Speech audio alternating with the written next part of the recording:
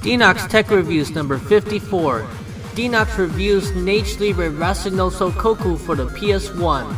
Hello YouTube, this is DXS speaking once again, and today this is a follow-up review of the very obscure strategy RPG known as NAGE LIBRE RASEN no Soukoku for the Sony PlayStation that came out on February 21st, 1997 only in Japan.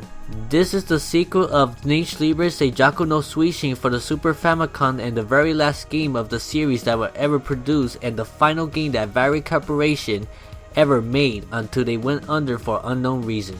And you know what? I actually own the physical copy of this game too. Here's a look at the manual.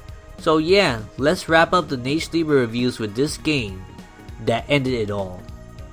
In this particular game, there's a completely different cast of main characters compared to the ones in the first NAGE LIBRE game, but they each have similar personalities compared to their predecessors. The main character's name is Anne, and the leader of the group. She has similar personality traits of Yui from the first NAGE LIBRE game.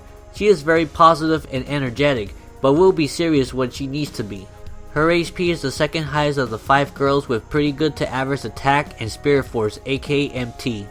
She also has good defense and agility, so her stats are well balanced. The next girl is Ituki, which is similar to Ryoko from the previous game with blonde hair. She is very close friends with Miu, and has similar stats that Ryoko had with great defense and decent attack. Makoto is the counterpart to Mai. Well, pretty obvious, isn't it? They look like sisters, as a matter of fact. She sometimes speaks in third person just as Mai did. She also has a playful nature and very happy personality. She excels best at speed, but lacks as attack and defense. She also has the lowest HP of the 5 girls, but has very good spirit force MT. She is mainly best used as healing support and guaranteeing that you attack first. Next is Shinobu, which is the counterpart of Ayaka. She shares similar traits such as being very tough with the highest attack of the 5 girls. She has average defense and spirit force but pretty low HP, even though mine has the highest HP for some reason. Last of the 5 girls is Miu. She is the counterpart of Miki, but in this case, she has green hair instead of brown that Miki had. She severely lacks in attack powers. I'm serious, never use physical attacks with her because I guarantee it that it will take little to no damage. She has the highest base spirit force MT attacks compared to the other 5 girls, and this girl may be shy, but she sometimes acts like an evil genius. Look at that face. The main plot in this game is that you start off in the human world and you have to walk around the city to find any paranormal activity. Since this game is in Japanese, you may not understand well what's going on here and what you have to do in the beginning. But my advice to you is to talk to as many people as possible and be on the lookout of pig-like demons running around like crazy and talk to them. Keep looking around the city for more. Afterwards, when you find old scientists, you will finally start the mission. Similar to the previous NAGE LIBRE game, Seijaku no Suishin, this game combines the strategy RPG's elements like Fire Emblem and the use of cards similar to Baten Kaitos and Yu-Gi-Oh! Like attack and defense cards. And each of the girls takes their turn to move depending on the speed of the time gauge. In this game, it's not just the bar that's shown this time. There's a small animation of the girls walking from start to finish. Once they move from left to right, it's your turn to move. You can move freely on the board depending on the users of the blue move bar. Once the bar is depleted, you cannot move anymore until the end of your turn. Here you have many decisions to make. You can rather end your turn at the spot, or you can go to the bottom option to open more options for yourself to choose from. You can also put a girl to sleep, which will cause her to move all the way back to the spot that she once were when your turn started. This will help you regain some HP each turn that passes. The second option you have is a new feature that will allow you to change classes to a character once a turn during the mission. In the previous NAGE LIBRE game, you can only change classes in between missions, and once it starts, you are stuck with that class for the rest of it. It's a pretty convenient feature to have in case you need to change to a specific class you need depending on the situation that you're in. There are certain classes that will allow you to heal your allies like the kitchen class, and if you choose the archer, you will be surrounded by a blue circle when you move. When the circle touches an enemy, you can attack them from a distance. These will give you a big advantage in battle if your opponent is only able to use close range attacks. The third option involves items you can use outside of battle, like temporarily raising attack, defense, or agility. Even use an item to recover your HP. Of course, most of the items are in Japanese, so you won't be able to understand much of the items unless you use Google Translate snapshots, and even that, it will not always be reliable. Fortunately, there are some items that are letters we understand and we have an idea what effect it has. When there is an S, M, or L on the item name, that's a healing item. S is for small, M is for medium, and L is large respectively. I can also safely assume that a lot of the items that are only in Japanese hiragana are attack items you can only use in battle. The fourth option simply allows you to check the level and stats of your female character, and the fifth one allows you to save the game in the battle when you press continue in the start menu. You will be sent right back where you left off in the battlefield. Now after making contact with the enemy, the number of HP will be displayed and you will be able to battle against it. As you will probably notice if you play Seijaku no Suishin, the card system in this game is much different from the first entry in the series. The cards are more better organized in different categories, like the attack command are exclusive to the attacking cards that takes damage. In these categories there are 3 different types of attack cards. One has a girl holding an axe with red background. Those are for normal attacks. The one with a mage girl with blue background is for magic attacks that supports for MT attacks, aka Spirit Force. Here you will have a huge variety of special attacks you can use. You may not understand what are the names of the attacks since it's all in Japanese, but you can tell the strength of the card depending on the numbers present on the right of the Japanese text. Here is where attacks can be pretty random. It can range from lightning attacks or even a mod of many girls trapping the enemy. Yeah, and many more that I encourage you to try for yourself if you decide to try this game out. You can unlock them throughout the game by defeating certain enemies or finding them through treasure boxes in a mission. And the last type of attack is some sort of Viking woman with a horn helmet holding a trident in purple background. Getting one of these are super attacks that can take far more damage than the normal red card. Plus this card has no specific gem color on the lower left section of the card. Like the previous NAGE LIBRE game, the number on the top left section indicates the strength of the attack. The higher the number, the more damage it can take to the enemy. And the number in the bottom right section of the card displays the speed of the attack. The higher the number, the higher the chance you have to strike first. And for the gems found in the lower left corner of the cards, if the gem color matches the color of your character's birth gem, the attack will be doubled.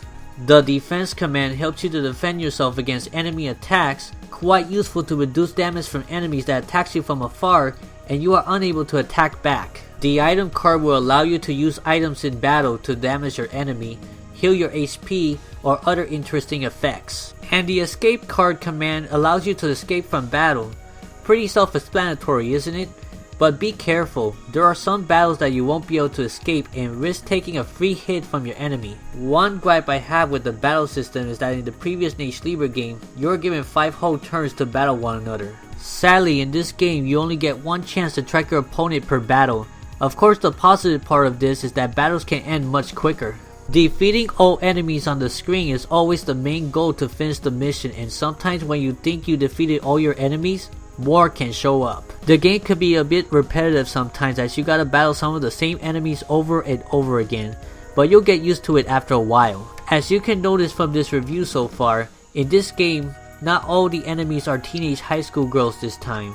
You will also be fighting muscular pigs with clubs and one-eyed monsters. So this game is pretty much a battle between humans and demons for many parts of the game. Even a couple of male fighters join your team like Zin, and even though there is a lot more female schoolgirl enemies, there are a fair number of high school guy enemies as well. So there are a lot more presence of boys in this game, unlike the previous games that all enemies are high school girls with the exception to Misty, which I said last video. There are more variety in this game than the previous game. Let's not also mention that most of the enemies are very different from each other. Sure, there are some enemies that are simply color swap, but some looks quite unique as well, and they're not as forgettable too. In between missions, you have 4 options you can choose from. The first option gives you the choice to choose your class you want to equip your character. Depending on the class you use, it may raise your attack, defense, MT aka Spirit Force, agility, or HP. There are 10 classes in this game. It does have less than the previous game, but they're all pretty different from each other. The 10 classes are Schoolgirl, Swimsuit, Karate Fighter, Archer, volleyball player, jogger, maid cook, catgirl fan, guitarist, and the golden schoolgirl. It's also helpful to choose the class depending on your character's stats. For example, Shinobu is best with the karate class because she is the best with attack, and she will raise even more attack power with this class. And Mia will be great as a cook since she is a great support character for healing. You will have to unlock each class as you play through the game, and not all the missions will grant you a new class. So keep in mind that only the schoolgirl class is available for you in the very beginning of this game. Then we go to the second option between missions, and it's basically an option to change the clothing and accessory for each of the girls you control in the game. A lot of them will be unlocked later in the game as well, so you'll have limited options in the beginning. The third option allows you to completely save your progress right before starting the mission. And once you're ready, the fourth option allows you to start the next mission. The graphics of this game is a huge improvement over the previous game while maintaining the 2D graphic models of the characters. Some of the animations of the Spirit Force attacks is actually rendered in full 3D, and it looks like they did a great job on them. For a PS1 game, all I have to say is that I think the graphics are amazing, but some of them seems like they could run somewhat in the Super Famicom as well, because if Donkey Kong Country runs well using the SGI's hardware, perhaps this game could have run well as well. But I could be wrong, it's just speculations at this point. One thing I sort of have a gripe about is that in battle, instead of showing the full bodies of the character that are battling when choosing a card to use, you are always seeing the 2D sprites of the character instead, which isn't the best looking ones in the game. But of course that is just a nitpick of mine, since I do appreciate the cartoony animation of them in battle. They did a good job on that at least. As for the music of this game, I enjoy each and every track this game has to offer since it has that catchy feel that may stay in your head for a while. Of course that is just my opinion and others may think differently. And also the music may repeat several times in different missions as you play the game, so it doesn't have that much variety. But the music that are played during this game, it gives you that lively retro nostalgia feeling in some ways from games you had played in the 90s. I believe the creators put a lot of effort in the few musics they chose for this game. To conclude this review, if you enjoyed the first NAGE LIBRE game, Seijaku no Suishi, then I guarantee you enjoyed this game a lot. Of course in the beginning, I found myself having to get used to the changes they did with the card battle system, because you only had 5 cards to choose from overall. But after a while, I realized how much organized the cards are in different categories. Like for example, if you want to escape, you always will have that option because in the original NAGE LIBRE, if you don't have the escape card in your hand, you have no chance to escape. I also love how you have more freedom to move around the map compared to the previous game. Not to mention the wide variety of different casts of characters like I said before. Not only high school girls appears in this game, even though they are still the main focus of this game, but monsters and guys are also added to the mix. Also, let me tell you that if you enjoy Fire Emblem and the card system of the Baten Kaito series, this game combines the best of both worlds and you will not be disappointed. It's a shame that this is the very last NAGE LIBRE game ever created, and it's a lot more obscure than the first game of this series. Seriously, am I the only person that ever reviewed this game? Yeah, I bet so. But before I uploaded this video, the only person on YouTube doing a let's play of this game was NagilFar94. And sadly the emulator seems to have the issue of the text on top of the previous text, which is why you may have noticed some of these texts looking weird throughout this review. But I still appreciate NagilFar94 for allowing me to use many of his clips for this review. It seems that Virey Corporation gave up on the franchise once they finished this game, maybe because of poor sales and obscurity. We never knew the reason why Virey stopped making games after this great game known as NAGE LIBRE RASEN no Soukoku. Do you know this is the only game that Virey ever created for the PlayStation? The rest of the games they created were for the Famicom and Super Famicom. Virey just disappeared and was never heard from again. If anyone watching this has any info on what happened to this company after the release of this game, let me know. I would very much appreciate it. So to wrap this review up, I personally enjoyed this game regardless of the repetitiveness. I saw myself experimenting with different items and MT attacks to see what they each can do and their animations. I like how they use the classes in this game to give you the stats advantage depending on which of the 5 girls you equipped it to, so you really have to choose the right class for the right character in order to fully take advantage of the situation in each mission. Even if I have to Google Translate snapshot almost everything they say in Japanese and not getting a straight answer, it is not required to understand the story to enjoy this game. The difficulty of this game is more on the casual side than the hardcore. There are some challenging battles, but for the most part, if you know how to take advantage of the stats of your characters, you can defeat most enemies easily. This game is divided in missions just like Fire Emblem, and you will almost never have to worry about getting lost in the game except for a few times where you move freely in the stage and having to look around for clues to move on with the story being surrounded by more Japanese text. But regardless of its problems, I see myself playing this game again in the near future, hopefully next time on a PlayStation console since I own a physical copy, but I had to play on my modded PSP due to the PSOne's stupid region lock. So as for the final score of this game, I give NAGE LIBRE RASEN no Soukoku an 8.5 out of 10. The mixture of the strategy RPG of Fire Emblem and the card battle system of Baten Kaito just creates a new layer of awesomeness.